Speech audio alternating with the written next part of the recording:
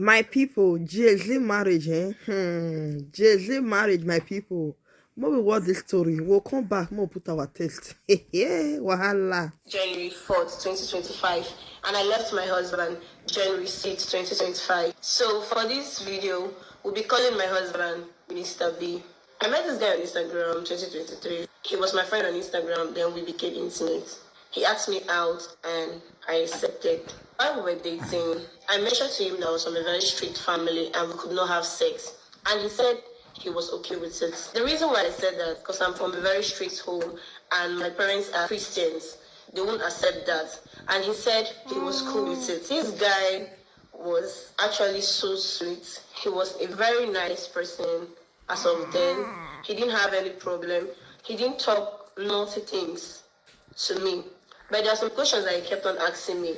If I can have a joint account with my husband, if I get married, we could share same account. And to be very honest, before we got into a relationship, there was a question he asked me. He asked me to lend him money, which I actually did. He refunded me the money the first time.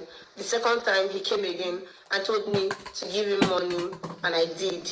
And he refunded. Until the third time, he came, he asked me for money, and I gave him.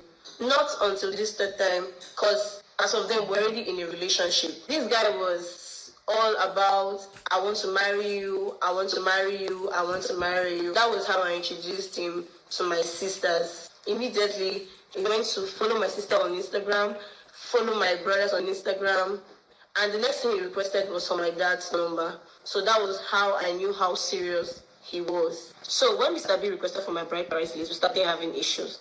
And note, he was not in the country, so we decided to monetize the bride price. Note that evening, he was like, his transfer is not working.